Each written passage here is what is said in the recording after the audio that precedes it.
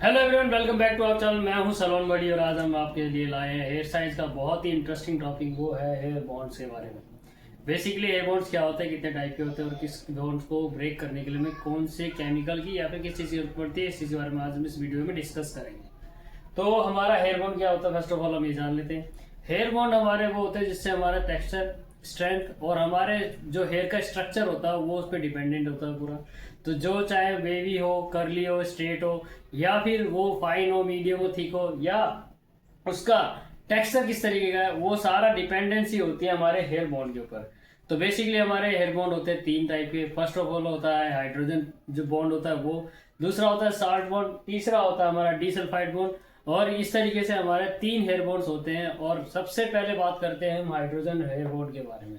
Hydrogen bond सबसे weakest bond होता है। इसको ब्रेक करना बहुत ही आसान होता है। आपने देखा होगा जब आप हेड वॉश कर रहे होते हैं और आपने अपने बालों में पानी डाला होता है, अगर आपके कर्ली हेयर है तो वो थोड़े से वेवी हो जाते हैं, अगर आपके वेवी हेयर है तो वो आपके एकदम बिल्कुल स्ट्रेट से हो जाते हैं। और जब आप उसको गीले बालों में कॉम करते हैं तो आपका टेक्सचर एकदम स्ट्रेट हो जाता है। बाकी जब जब सूखता है तो फिर से वो उसी शेप में आ जाता है जिस शेप में पहले था।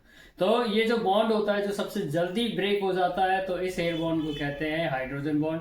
ये परमानेंट नहीं होता, ये सेमी परमानेंट हेयर बॉन्ड होता है। ये टेम्परेरी बेसिस पे ब्रेक होता है। ये वाटर के जितने भी, अगर वाटर के इंटरफेस में आएगा तब ये ब्रेक हो जाता है, हीट के इंटरफेस में आएगा तो ये ब्रेक हो जाता है। तो बेसिकली सबसे आसानी से और सबसे जल्दी टूटने वाला जो हेयर बॉन्ड होता है वो होता है हाइड्रोजन बॉन्ड। करते हैं हमारे दूसरे बॉन्ड के बारे में। ये है salt bond. Salt bond basically ये भी हाइड्रोजन बॉन्ड की तरह ही वीक होता है, बट ये थोड़ा सा स्ट्रांग होता है according to the hydrogen bond. इसको ब्रेक करने के लिए हमें बेसिकली पीएच और मॉइस्चर पे काम करना होता है। अगर ये मॉइस्चर कंटेंट में आता है और इंटरफेस में आ जाता है तो ये ब्रेक हो जाता है।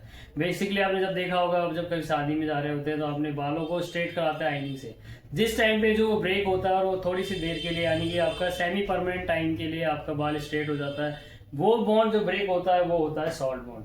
तो अब हमारा तीसरा बॉन्ड है जो कि डीसल्फाइड बॉन्ड होता है। ये हमारे हेयर बॉन्ड में सबसे ज्यादा स्ट्रॉन्गेस्ट बॉन्ड होता है। इसको ब्रेक करने के लिए बेसिकली हमें केमिकल की नीड्स होती है, क्योंकि ये बॉन्ड जो है हमारा सल्फर एटॉम से बना होता है। साथ साथ इसमें अमीनो एसिड्स और कैरेटीन पाया जाता है, जिसकी वजह से इसके जो स्ट्रेंथ है और इसके जो फ्लेक्सिबिलिटी है बहुत ही ज्यादा स्ट्रांग हो जाती है, जिसकी वजह से ये बॉन्ड आसानी से टूटता नहीं है। तो इसको तोड़ने के लिए हमें बेसिकली केमिकल ट्रीटमेंट की जरूरत पड़ती है। आपने देखा होगा जो आपके हेयर स्ट्रेटनिंग कराते हो, आप कैरेटीन कराते हो, पमिंग कराते हो, आप रिबॉन्डिंग कराते हो और आपका बोटॉक्स कराते हो, आप नैनोप्लास्टिया कराते हो।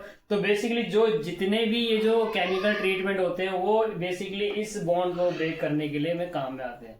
तब अगर ये ब्रेक अगर नहीं बॉन्ड हो, अगर ये बॉन्ड अगर ब्रेक नहीं होता है तो आपका बाल का जो टेक्सचर है वो चेंज नहीं हो सकता। तो जितने भी केमिकल ट्रीटमेंट्स होते हैं बेसिकली वो सब के सब इस बॉन्ड को ब्रेक करने के लिए ही किए जाते हैं। तो डीसल्फाइड बॉन्ड हमारा सबसे स्ट्रॉन्गेस्ट बॉन्ड होता है। इसको ब्रेक करने के लिए हमें केमिकल की नीड चाहिए होती है, जैसे पमिंग सॉल्यूशन हो गया, स्ट्रेटनिंग क्रीम हो गई, और हेयर बोटॉक्स के लिए बोटॉक्स का जो ट्रीटमेंट आता है वो हो गया, कैरेटीन ट्रीटमेंट हो गया, वो हो गया।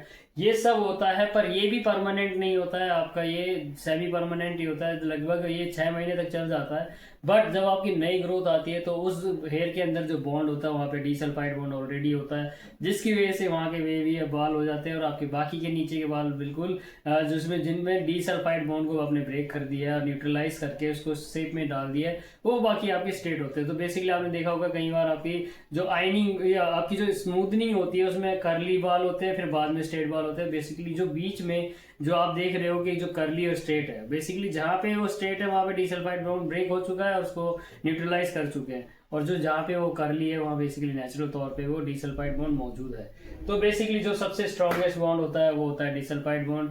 तो ये होता है हमारा हेयर बॉन्ड, क्या होते हैं, उनके टाइप क्या होते हैं और कौन सा हेयर का केमिकल यूज किया जाता है बेसिकली उनको ब्रेक करने के लिए। तो आज हमारी वीडियो में इतना ही। अगर आपको ये वीडियो अच्छी लगी हो तो आप इसे अपने फ्रेंड्स के साथ शेयर करें। ऐसे ही हेयर साइंस की और वीडियोस हमारे चैनल पे अवेलेबल है, आप वो भी जाके देख सकते हैं। Thanks for watching guys, keep watching salon body.